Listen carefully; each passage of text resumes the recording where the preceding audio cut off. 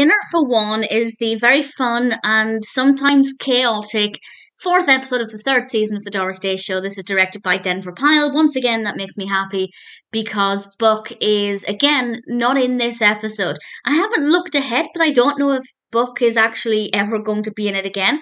I hope so, but I am certainly starting to get used to the absence of Buck and the boys because they're not in this one as well. This episode focuses on the fact that the restaurant downstairs is not doing very well, Pallucci's, and Doris decides to try and drum up business, and then she gets this bright idea of inviting Mr. Gray, Dudley Gray, played by Robert Emhardt, to the restaurant to review it, because if he reviews it and gives it a good rating, everybody in San Francisco is going to want to eat there. But things don't necessarily go according to plan, and I'll go into more detail about that in a moment. We haven't actually seen that much of the restaurant since Doris moved in, which I realised was only a couple of episodes ago. But it's a really nice space, quite a small space, but it works really well. And particularly in this episode, we have a lot of it set in this restaurant. And we have a lot of interaction with Angie Pallucci, played by Kaye Ballard, and Louie Pallucci also does feature. He's played by Bernie Kopell, and I think they're brilliant. They bring a new energy to it that we perhaps didn't have with other characters. They're very loud, particularly Angie, and she's delightful. She's really, really delightful. And in order to try and persuade Mr. Gray to come to the restaurant, Doris and Myrna dress up and speak in a way that would imply they're from high society, and Myrna in particular was just so fabulous, and they try and convince his secretary to get Mr. Gray to visit, and it turns out nobody knows what he looks like because he does this in disguise so people won't treat him differently, but we the viewer know who he is because he arrives at the restaurant and he has a white carnation in his pocket, which is something that apparently he always does. But we see him giving this carnation to a man who has asked him for a quarter. He gives the man $1, and he also gives him his carnation as a good luck gesture, a symbol of luck. Hopefully it will serve him well. And of course, this individual wearing this white carnation goes into the restaurant, and Doris sees the carnation and assumes it's Mr. Gray, and suddenly everybody's flocking around him, giving him food, giving him the best wine.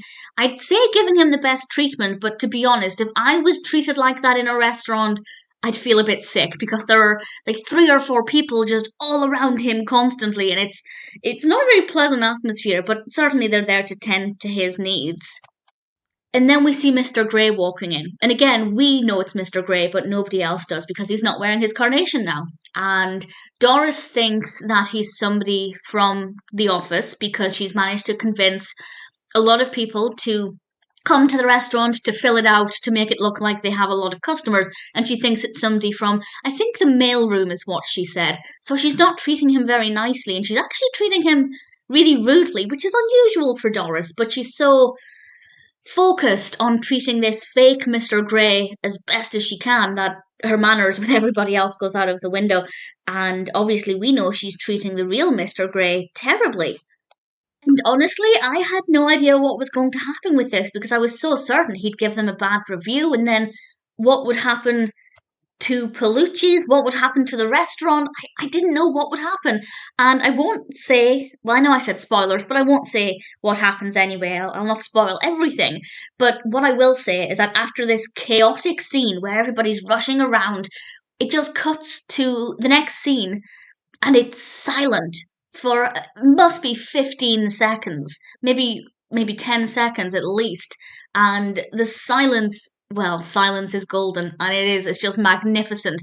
The sudden shift from the chaos in Pallucci's to this much quieter, calm scene is just, it's incredible and really well done.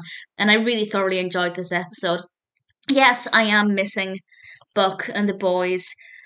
I don't actually remember if we've had any Buck in this season. Again, we're early into it, but I'm hoping that's not a not a sign of the way things are progressing. But if it's directed by Denver Pyle, then I guess that's not too bad. And the boys have been in it, so I know they're not completely gone yet. But we'll see what happens over the next few episodes. But for now, really thoroughly enjoyed Dinner for One. Definitely a very entertaining episode.